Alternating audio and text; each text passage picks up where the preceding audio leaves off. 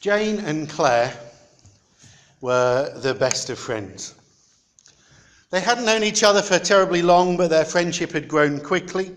Jane was new to the university and had met Claire, a returning student, on the first day. They shared accommodation together, living on the same corridor. Claire had helped her to settle in and show her the ropes of university life.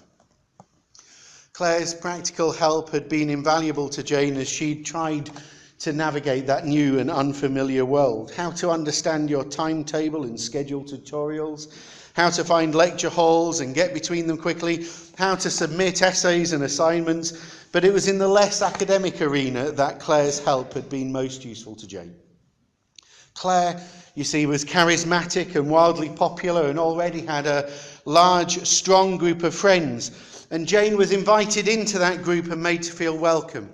And she was starting to become friends with them too. Claire's group of friends was made up of all sorts.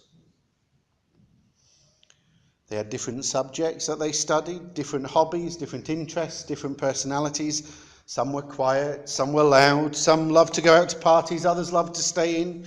Some were easygoing and others were the stereotypical student rebel without a cause. It seemed that Claire was the hub of the group, and it was her friendship that held the group together.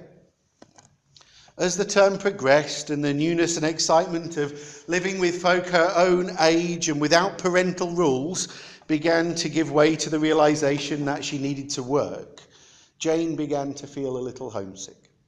At first it was just in the evenings when she'd sit down to a pot noodle rather than her mum's home-cooked meals, but soon it was happening more often. She'd feel it when she was working alone in her room. She'd feel down when she woke up, sometimes even in the middle of a large crowd. So she decided to speak to Claire about it. She was glad that she had a friend she could speak to. No sooner had she started to share about how she was feeling than Claire jumped up and threw her arms around Jane in a big bear hug. Claire spoke about how she'd felt the same way in her first year and reassured Jane that the feeling wouldn't last forever. Claire told Jane about the things that had helped her when she'd been feeling that way. After all, she'd been a first year once too, and assured her that she'd cancel her plans that night so that Jane wouldn't be alone. Jane could make a phone call home, speak to her family, and then the two of them would go out together and do something. It was just what Jane needed at that time. And for the next few days, Claire made sure that she was always around, just in case Jane needed a little company. But after a while, Jane began to notice that not all of their friends were quite so caring. "Surely," they would say to Jane, "surely it's time to get over it now. You can't spend your whole life wallowing in self-pity. You're not being fair to Claire. You'll wear her out. She takes everyone else's problems on herself. Can't you just pretend to be all right, at least in front of Claire, for Claire's sake?" So Jane did. The other girls had known Claire for longer, and they knew her better, and Jane definitely did not want to create problems for Claire. The last thing she would want was to upset or offend the friend who'd always been there for her when she needed it. And so Jane learned to put on a front, creating a facade that said that all was well. Yet for all of Jane's good intentions, her actions actually had the opposite effect. Jane told Claire that she'd gotten over her homesickness, but being a good friend, Claire still occasionally asked and checked up on Jane's well-being. And each time, Jane continued to insist that there was no problem. No, she didn't have homesickness. No, she wasn't sad. No, Claire hadn't done anything to upset her. No, there was nothing that Claire could do. Yes, she was fine. But Claire had been friends with Jane for long enough to know that things were not quite right, despite Jane's protestations. Jane may not tell her to her face, but she could see in her eyes that her friend wasn't happy. She could hear through the walls when her friend cried on the phone calls to home, and when she cried all alone in her room. She knew things were not how they had been. The openness between the friends was gone, and Claire was hurt by that. Why did Jane not trust her now? What was wrong? And why did Jane not want her help? Did Jane no longer wish to be friends? Claire was hurt, and she didn't know why. She didn't know what was going on and why her friendship was now constantly rebuffed. The result was inevitable. With trust lost and both of them now hurting, the friendship dissipated and eventually collapsed. The story of Jane and Claire is the story of a friendship begun only to be eventually lost. The book of Job is also a story about two friends, the story of Job and God.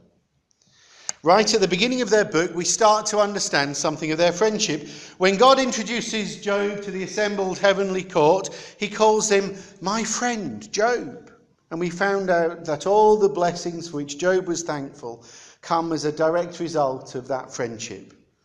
Yet Job's friendship with God is not simply a selfish one, based on him receiving blessings. The whole thread of the book is that Job's friendship is not based on what God gives him. It runs much deeper. Job is a good man who doesn't want to offend his friend in any way. So much so that each day he'd make an offering to God on behalf of his children in case even they had offended him. And in return, God takes an active interest in his life, even boasting about him. Have you noticed my friend Job? There's no one quite like him, honest and true to his word, totally devoted to God and hating evil. Later on in the book, we'll be introduced to some of Job's other friends. But Job and God are the two true friends in this story. And the strength of that friendship enables Job to be honest. And then the day comes when the bad news for Job starts to arrive. But this is no mere bothersome nuisance. It is truly calamitous, and it keeps piling up. His livestock and his farm are lost. His farm hands and servants are killed. Foreign raiders and fire falling from heaven, and it ends with a mighty whirlwind collapsing a house onto his sons and daughters, killing them all outright. Anything that could go wrong has. Almost everything imaginable has befallen him. And we learn a lot about the relationship between Job and God when everything goes wrong. Think of Job before this happened. He was happy. He was rich, he loved God, and then in a few moments he loses everything. He even loses all his 10 children. Here we can see how Job thinks about God. And Job shows his pain. He's real with God. He doesn't pretend that he's okay. He's not okay. He's broken to pieces inside. And in agony, he tears up his clothes and cuts off his hair and falls to the ground and cries out to God. He opens his breaking heart and pours out his whole grief. We're told that he worships. He takes it all before God. Every ounce of his pain, real and unadulterated. He doesn't take time to process it or to come to terms with it. He doesn't wait until it all sinks in and his feelings are a little less raw. In the moment of his deepest pain, he goes straight to his friend and calls upon their friendship. If he's to process his pain, he will do it with his friend beside him. If he'll come to terms with what has happened, he'll do so with his friend there to support him. If the reality and scale of the tragedy are to sink in, it will happen where he feels safe, in the presence of his friend. His friend will share the totality of his pain, because that's what friends do.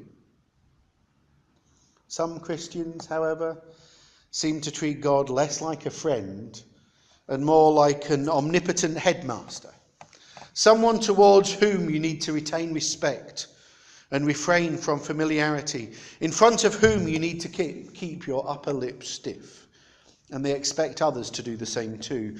Just like Claire's friends, who allowed their own doubts about Claire's ability to cope with other people's problems to influence their advice. They allowed their insecurities about their relationships with Claire to sow seeds of insecurity into Jane's friendship. But that sort of pretense, that sort of refusal to be real, threatens relationships, just as Jane and Claire discovered.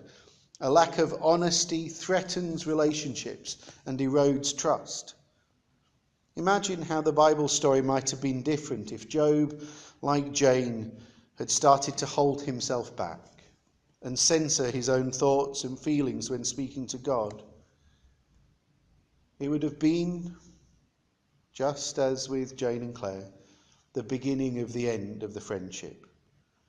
Trust becoming lost in Job's maelstrom of pain, and Job distancing himself more and more from his friend until little, if any, of that friendship remained. But Job doesn't hold back, and we need to learn from him there. He tears his clothes, cuts off his hair, to show his pain and his loss. It's good to show our pain. We can be real with God and show him how we feel, whether that is thankful and joyous, but we can also be real with God when we're sad or in pain or angry, because real friends get real with each other. As Jesus said to the Samaritan woman at the well, those who worship God must worship him in spirit and in truth. We should never pretend to praise God with a smile if we don't feel like it inside. Job knows better. He shows his pain. He's real with God, and because of this, their friendship continues and grows. When we forget that Jesus chose to become human so that we might have a relationship with God, that he came to be our friend, then our relationship with God becomes twisted and distorted from what it should be. We risk always and only ever coming before God with a prostrate attitude. There may be times when that's appropriate and when that's important, for apologies are a natural part of all healthy human relationships, but it cannot be every time. On occasion, we may come to God broken-hearted because of our awareness of our sin, but we should also come before him with thanksgiving and praise. We should come before him with requests. Come before him to express our devotion. Come before him simply to listen. We know all that, but also at times we should be willing to come to him when our heart is breaking because the difficulties of life have brought us low. There's no need for pretense. You can bring your real self to God.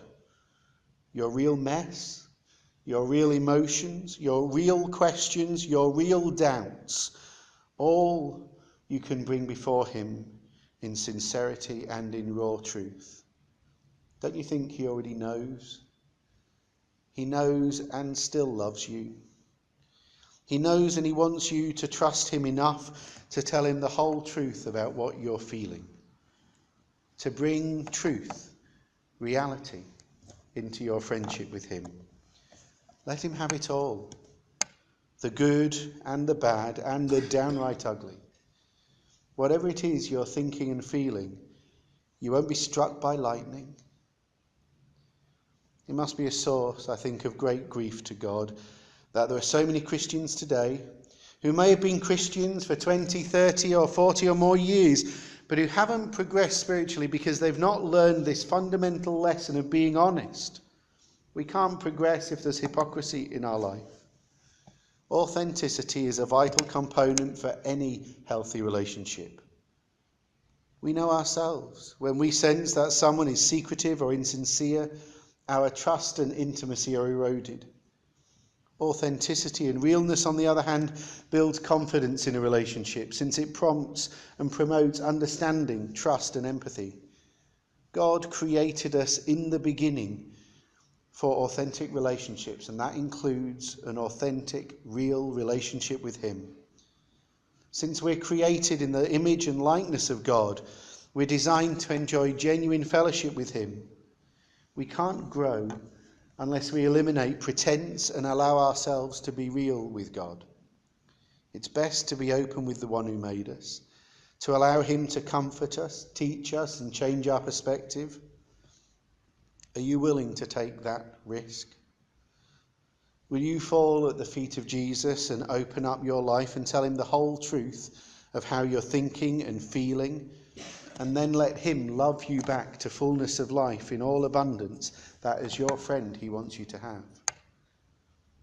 To be honest before God, though it may feel scary, for honesty does in all relationships, but to be honest before God is to invite a perfectly loving, powerful and grace-filled Father into the places of our lives that need him most. He longs to be asked into the very wounds that we work so tirelessly to cover up. He longs to heal and transform the darkest, hardest places of our hearts. He longs for us to be fully known by him in every way, that we might experience the full depths of his powerful transformational love. We don't have to be plagued by the wounds from our past, and we certainly don't have to spend so much of our time and energy trying to cover up the times when we genuinely hurt. Are you ready to offer your whole life to God, even when you're hurting? Are you willing to share whatever pain you may feel, whatever disappointments, sadness, anger, dejection, frustration and doubts you may have tried to hide? Do you want to be known by God as my friend? Then you need to be open with your friend. If you value that relationship, you must be willing to get real, to be open and pour out your heart to God. If that's how you're feeling, he cares and he designed you to be real with him. Offer up your life, your whole life, including any brokenness and pain, anxieties and cares, as well as your joys and thanks. We need to eliminate all pretense and get real.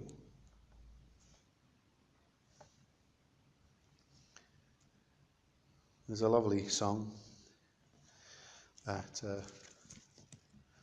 hopefully we will sing in just a moment, but the words say, I will open up my life in spirit and truth, pouring out the oil of love as my worship to you. In surrender I must give my every part. Lord, receive the sacrifice of a broken heart. Is there something that you want to ask God today? Something you don't understand? Something you need to pour out to him so that he knows and can start to bring healing? Lord, receive the sacrifice of our broken hearts.